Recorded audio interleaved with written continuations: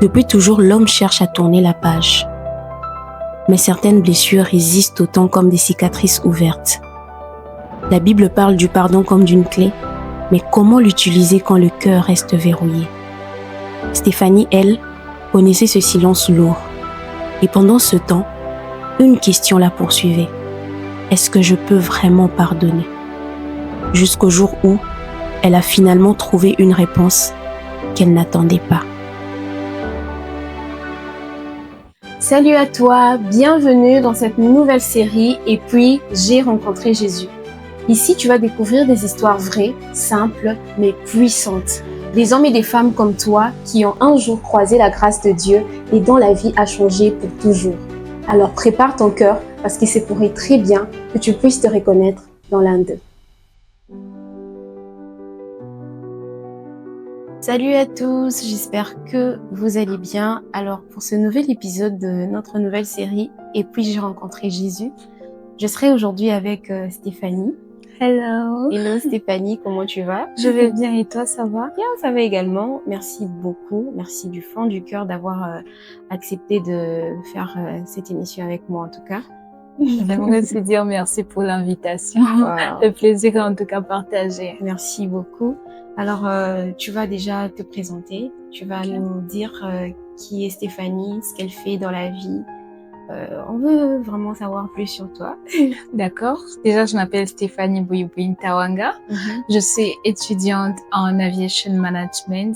Je suis à ma 3e année de bachelor. Et dans la vie courante, qu'est-ce que je fais? Je suis CEO d'une entreprise de make-up artist. Ça s'appelle Fanny Makeup Artist. À part ça, je pense que il n'y a rien d'autre à dire. Wow, très intéressant en tout cas. Et est-ce que tu peux nous dire depuis quand est-ce que tu as donné ta vie au Seigneur? Je pense que ça va faire 3 ans que j'ai donné ma vie au Seigneur. Je lui ai donné ma vie en 2022, c'est ça. Et si tu devais décrire ton cœur à cette époque, que dirais-tu? Avant de donner ma vie à Christ? Exactement. Je dirais que mon cœur, il était quand même assez brisé par les événements de la vie, par les situations qui se passaient. Et c'est vraiment le mot, il était quand même assez brisé. Ok. Et qu'est-ce qui t'a le plus brisé ou marqué au point de rendre le pardon difficile? Parce que tu as eu à nous expliquer que pour toi, pardonner, c'était vraiment difficile. Ce qui rend mon pardon difficile, je ne dirais pas que c'est une chose, mais plutôt les personnes. Il y a cette phrase que quelqu'un m'a dit un jour, il a dit: les personnes qui nous ont les plus aimés sont les personnes qui nous ont les plus blessés. Wow. Et quand la personne avait dit cette phrase-là, je me souviendrai toujours, c'était à une retraite. Et j'avais pas réalisé tout de suite ce que ça voulait dire. Les blessures intérieures, je ne savais pas ce que ça voulait forcément dire. Je me disais c'était des trucs, des blancs et tout. Donc je prenais pas ça personnellement. Et puis avec le temps, quand je rencontrais le Seigneur, il a commencé maintenant à me faire comprendre ce que ça voulait réellement dire. Et il a commencé à mettre en lumière ces événements-là qui se sont passés et qui ont fait à ce que j'ai le caractère que j'ai, que je sois la personne que j'ai, entre autres les blessures d'enfance. C'est vrai que la plupart de nous, on néglige ce par quoi nous sommes passés pendant notre enfance, alors que ce sont des moments tellement cruciaux qui déterminent quel genre de personne nous allons devenir dans le futur. Ok. Et je me demande, est-ce que pendant que tu étais, avant de donner ta vie au Seigneur, bien sûr, est-ce que tu réalisais que le fait de ce manque de pardon que tu avais était en train de te voler en quelque sorte ta paix intérieure? Avant de donner ma vie au Seigneur et après? Bon, avant de donner ma vie au Seigneur, déjà, j'avais pas de paix, j'avais pas de paix intérieure. Du coup, je savais pas comment faire pour avoir cette paix intérieure et j'essayais vraiment tout pour essayer d'être comblée par le monde et je n'arrivais pas à être comblée par le monde. Et après avoir donné ma vie au Seigneur, j'avais la paix du Seigneur. Mais lorsque le Saint-Esprit a commencé à mettre en lumière ces zones d'ombre en moi, il a commencé quand même à me faire perdre la paix concernant certaines situations. Voire même 2 fois, il pouvait me parler, me dire: Stéphanie, c'est vrai, la personne, elle t'a fait du tort, et tu as prié, tu as dit je pardonner, mais ton cœur n'a pas pardonné. Exactement. Quand tu as prié, ton esprit a pardonné, mais ton cœur n'a pas pardonné. Ça, et vrai. Ça, je le savais pas. C'est qui faisait que je pouvais garder des gens dans mon cœur pendant longtemps. Moi, je me dis, c'est bon, je t'ai déjà pardonné. Alors que non, mon cœur, quand je te vois, je vais te voir, je vais penser à ce que tu m'as fait. Et j'aurais toujours quelque chose contre toi. Mais après, vraiment, le Saint-Esprit m'a aidé. Il m'a vraiment expliqué ces choses-là. Il m'a dit, voilà, je vois ta volonté, tu veux pardonner, mais c'est aussi un processus. Exactement. Et il est arrivé que quand le Saint-Esprit m'a révélé cela, je m'attends à commencer à faire un travail sur moi-même. Quand je vois une personne qui aille à me faire du mal et que je ressens quelque chose au-dedans de moi, le Saint-Esprit me dit, prie pour cette personne. Et au-dedans de moi, je vais quand même faire une prière pour cette personne. Je dis, Seigneur, je suis une chrétienne, je peux pas détester quelqu'un. Et je priais comme ça. Et après, le Saint-Esprit me donnait des paroles pour ces personnes-là. Il était en mode, va parler à ces personnes de ma part. Et ça a fait à ce que, même si je suis fâchée contre une personne, je vais aller l'aborder, je vais lui parler. Et ça va quand même essayer de détendre la situation. Et je vais finir par être bien avec la personne. Ça, c'est vrai, parce que personnellement aussi, j'ai eu à passer par ce même cas, cette situation. Moi, j'étais très vindicative. Quand tu me fais quelque chose, je peux te sourire, je fais genre, ok, je te pardonne et tout, mais après, il faut que je me venge. Et je ne jurais que par ça. Moi, je me disais, quand tu me fais du mal, tu peux pas rester comme ça, comme si de rien n'était. Il faut que je te fasse payer ça. Et quand j'ai donné ma vie au Seigneur, c'est là que j'ai compris que ce n'est pas à moi de chercher, en fait, à toujours me venger quand on me fait du mal. Mon cœur doit laisser place à l'action du Saint-Esprit. Sinon, à quoi bon avoir dit au Seigneur Jésus qu'il est mon Seigneur et mon Sauveur? Parce que quand je dis qu'il est mon Seigneur, ça veut dire que je le laisse vraiment tout diriger. Et quand je dis qu'il est mon Sauveur, ça veut dire qu'il m'a sauvé de tout ce qui était en train de me paralyser dans le passé. Donc, j'aime vraiment ce que tu dis sur le travail que le Seigneur a eu à faire dans ton cœur, te faire réaliser ces choses que tu ne voyais pas forcément quand tu étais encore avant le Seigneur. Et j'aimerais aussi que tu nous dises une chose. Est-ce que ce poids que tu étais en train de porter, est-ce que cela a eu d'une certaine manière à affecter ta relation avec toi-même et surtout ta relation avec les autres? Je dirais que oui, parce que je me suis rendu compte que c'est moi qui donnais aux gens l'accessibilité, la possibilité de me blesser. Alors, quand je me suis rendu compte de ça, j'ai quand même mis des barrières. J'ai quand même commencé à devenir assez superficielle dans mes relations.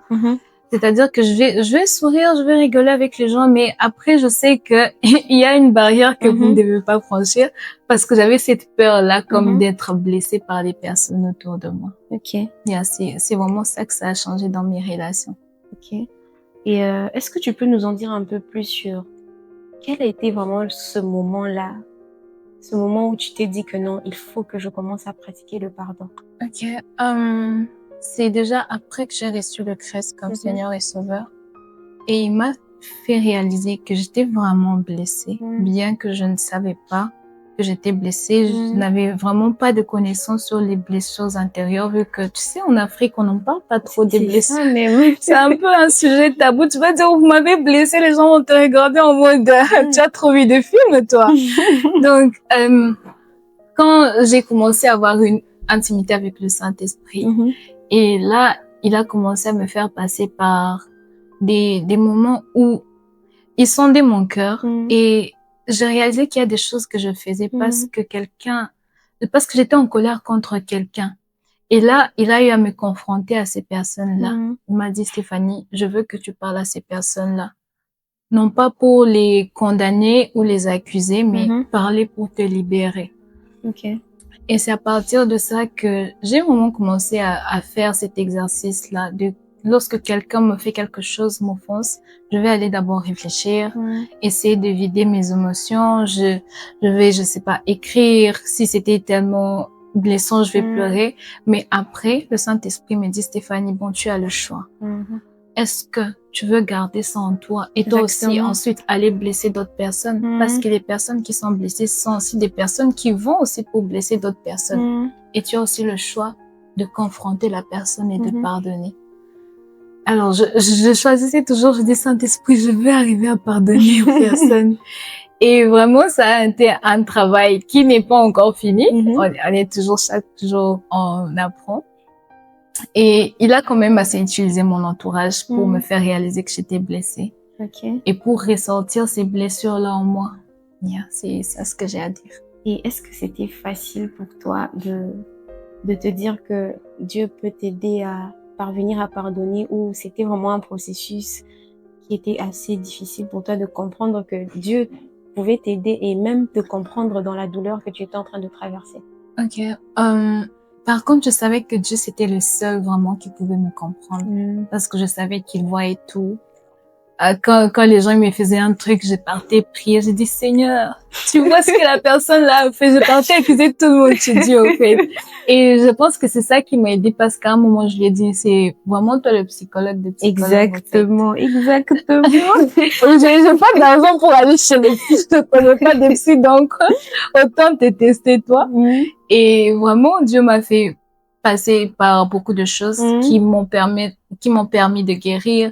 Il m'a aussi parlé par des personnes, des podcasts, des chansons, des témoignages. Et vraiment, il sait comment s'y prendre pour guérir les cœurs. Exactement. Et est-ce que tu peux nous raconter un peu comment a été ces cheminements avec le Saint-Esprit? Ces cheminements avec le Saint-Esprit de la guérison, je saurais pas vraiment retracer. On a fait ci, on a fait ça, mais en gros, je dirais que ça a été de parler avec lui à chaque fois que ça n'allait pas. J'allais prier, je vais être sincère avec ce que je ressens. Je dis, Seigneur, je vais prier, mais je commence d'abord par te dire ce qui se passe au-dedans de moi. Je suis tellement énervée contre cette personne, elle m'a fait ci et ça et ça. Je vidais mon cœur d'abord dans sa présence. Et après ça, je pouvais écouter une chanson me vient juste à l'esprit. Par exemple, il y a la chanson qui dit, tu dis que je suis forte, même quand je me sens faible. Tu dis que tu me tiens, même quand je crois tomber. Et quand je vais écouter ces genres de chansons-là, ça veut dire qu'il y a quelqu'un qui est passé par la même circonstance et qui s'en est sorti. Donc, le Saint-Esprit va aussi m'aider. Vraiment, ça a été quand même un long processus et chacun a sa façon de faire avec le Saint-Esprit. Moi, ça, plus c'était par les enseignements, par les personnes autour de moi. Je suis quelqu'un qui observe beaucoup les personnes et ça m'a vraiment aidé à guérir. Ça, c'est vraiment important, ce que tu viens de dire tout à l'heure, que chacun, en fait, a son processus, et Dieu utilise plusieurs méthodes pour nous guérir et nous faire comprendre ce qui est bon pour nous. Moi, comme je le disais tantôt, j'avais du mal à pardonner. Et quand j'ai commencé vraiment à vouloir agrandir, à vraiment désirer commencer à grandir dans ma foi, c'est l'une des choses que le Seigneur a commencé à révéler en moi, que je devais apprendre à relâcher. Et je me demandais comment je vais faire, parce que moi c'était impossible. Je me dis, cette personne m'a fait du mal, c'était inconcevable de me dire que non, je dois pardonner cette personne. Mais c'est l'une des choses qui révélait vraiment que je devais apprendre à pardonner. Et j'ai laissé le libre arbitre au Seigneur de commencer à me guider, à me conduire. Et il y a une chose, c'est que j'aimais déjà écrire. Et le Seigneur est passé simplement par ça pour m'enseigner. Et je passais beaucoup de temps à écrire. Et quand j'écrivais, il y a une chose que le Seigneur me disait toujours, attache-toi aux éléments qui contribuent à ta paix. Et quand je pardonnais, je me rendais compte que ça me donnait beaucoup de paix. Ça me soulageait vraiment. Et même aujourd'hui, à chaque fois, même quand je suis en colère contre une personne, même si la douleur est très grande, je priorise d'abord la paix. Je dis, je m'attache à ce qui contribue à ma paix, parce que la Bible nous demande de garder nos cœurs plus que toute autre chose. Alors, je ne veux pas exposer mon cœur à des choses qui vont lui faire du mal. Je garde mon cœur et je choisis simplement de pardonner. Alors, je peux me retrouver dans ce que tu es en train de dire, en tout cas. C'est ça, en fait. Le truc, c'est que les gens pensent que c'est facile, en fait. Quand on en parle comme ça, les gens peuvent se dire, ah, ok, c'est parce que tu as donné ta vie au Seigneur que, c'est pas facile, là. Même dans le Seigneur, tu peux te retrouver dans des moments de dépression. Tu peux te retrouver dans des temps où tu as juste envie de tout lâcher prise. Mais le défi, c'est de croire vraiment que Dieu peut t'aider, même quand c'est très difficile. Parce que à nos yeux, ce qui est très difficile n'est pas forcément très difficile aux yeux de Dieu. Parce que l'homme est très limité, et étant limité, il doit en fait combler ce vide-là avec ce que Dieu peut ajouter en lui. Donc, voilà un peu. Alors, aujourd'hui, on a une nouvelle Stéphanie. Et quand tu te regardes aujourd'hui, qu'est-ce que tu observes de différent dans ta façon d'être, dans ta façon d'aimer, tes relations et tes interactions avec les autres? C'est vrai que je ne suis pas encore arrivée à 100% dans ma façon d'aimer les autres. Yeah. Mais quand même, je dirais qu'il y a vraiment eu un upgrade dans la façon dont je me vois. Aujourd'hui, je suis quelqu'un qui m'aime tellement. Yeah. Et je sais pas, ça m'a apporté une paix qui surpasse toute intelligence. Wow. Je suis maintenant tellement douce envers moi-même. Et il y a un proverbe qui dit que the more you feel good about yourself, the more you will feel good about other people. Yeah, exact. Et je pense que des fois, ça peut même se voir dans ma façon d'être. Je vais être là, je vais sourire, même si je n'ai pas des raisons de sourire. Les gens vont me dire, Stéphanie, mais tu es souriante. And I will be like, je suis souriante, je sais même pas. Mais I feel tellement bien dans moi, je m'accepte comme je suis. Et ça m'a tellement permis de connaître ma valeur, de savoir que ce que Dieu dit de moi, c'est ce que je suis. Yeah, c'est ça que je peux dire, ça a changé. Yeah. Et est-ce que pendant ce processus de guérison et comment tu te vois aujourd'hui, est-ce qu'il y a un moment dans ta vie tu as eu à te pardonner à toi-même aussi? Yeah, bien sûr. J'ai eu à me pardonner quand j'ai réalisé que je ne m'aimais pas assez, que je ne me trouvais pas assez belle, pas assez, je sais pas, intelligente, quoi. Alors que j'étais super intelligente, alors que je suis super belle. Mais il y avait juste ces mensonges que le diable, il venait souffler dans mon esprit. Et je le croyais. Et ça commençait à faire que je commençais à avoir low self-esteem de moi-même. Et vraiment, Dieu m'a fait prendre conscience de ça. Et je me suis dit, ok, la première des choses, c'est je me pardonne à moi-même d'avoir pensé ça de moi. Parce que je suis une merveilleuse créature de Dieu. Parce que je suis la prunelle de ses yeux. Et j'ai tellement de la valeur à ses yeux. Et il m'a permis de réaliser cette valeur que j'avais pour lui. Et c'est cette même valeur-là que j'essaie de m'accorder. J'aime ça. J'aime ça. J'aime même ce passage dans la Bible où le psalmiste est en train de dire « Je te loue de ce que je suis une créature merveilleuse. Je pense qu'en tant qu'enfant de Dieu, on doit vraiment apprendre à se voir comme étant des créatures merveilleuses. Parce que quand on passe du temps à vouloir toujours upgrade à chaque fois, on va pas avoir le temps de réaliser en fait ce qu'il y a dans le présent. Dans le présent, qu'est-ce que tu as? Si c'est une belle voix, loue le Seigneur pour cette belle voix. Si tu es éloquent, éloquente, glorifie le Seigneur pour cela parce qu'il y a des gens qui cherchent cela. S'il te manque, si tu as de l'argent, tu peux vivre, tu peux payer tes frais, tu peux payer ta maison, loue le Seigneur pour cela. Il faut pas simplement qu'il y ait un tout réuni pour que tout soit parfait dans ta vie, que tu dises Dieu est en train d'agir. Dieu agit dans chaque détail, même dans les moindres choses. Dieu est présent. Alors, on va terminer avec un conseil que tu pourrais donner à quelqu'un. Quelqu'un qui pense, parce que j'ai déjà eu à rencontrer des personnes comme ça qui en viennent à dire que pardonner, c'est excuser l'inexcusable. Qu'est-ce que tu dirais à une personne qui est catégorique sur le fait de pardonner par rapport à ce que toi-même tu as vécu? Qu'est-ce que tu pourrais dire vraiment à cette personne? J'aimerais vraiment que tu regardes la caméra pour que la personne sente vraiment ce que Stéphanie a à dire du fond de son cœur. Bon, je dirais à cette personne que quand tu ne pardonnes pas, ne pense pas que tu fais du mal à l'autre personne. C'est toi-même qui en pâtis. C'est ta paix intérieure, c'est ta joie, c'est ta santé mentale, c'est ta santé émotionnelle. Du coup, quand tu es en train d'emprisonner des gens dans ton cœur, tu n'as même plus envie de t'ouvrir à d'autres personnes. Exactement. Tu t'es comme toi-même mis dans une prison. Alors que l'autre personne, elle vit sa belle vie. Elle s'est dit, bon, c'est vrai que j'ai eu des soucis avec elle, mais je continue de vivre ma vie. Donc, tu es celle qui va rester avec ce poison-là, en train de mourir au fond de toi. Tu ne seras pas heureuse, tout ça parce que tu as refusé de pardonner. Oui, on a eu à te faire des choses qui étaient inexcusables, comme tu as eu à le dire. Il n'y a même pas de choses qui peuvent expliquer pourquoi la personne, elle a fait ou elle a dit ce qu'elle a dit. Mais pardonne simplement. Choisis de ne pas laisser les gens dicter ta façon de vivre. Et tu verras comment ça va tellement t'apporter une paix, my godness. Et tu seras tellement heureuse après ça. Et tu te diras, my God, pourquoi je l'ai pas fait depuis avant? C'est ça que j'aimerais dire à cette personne-là. Tu crois peut-être que pardonner, c'est donner raison à celui qui t'a blessé. Mais en réalité, pardonner, c'est choisir de ne plus être prisonnier. Stéphanie l'a découvert. Le pardon n'efface pas le passé, mais il ouvre la porte d'un avenir neuf. Et si toi aussi t'envies de cacher en réalité la clé de ta guérison?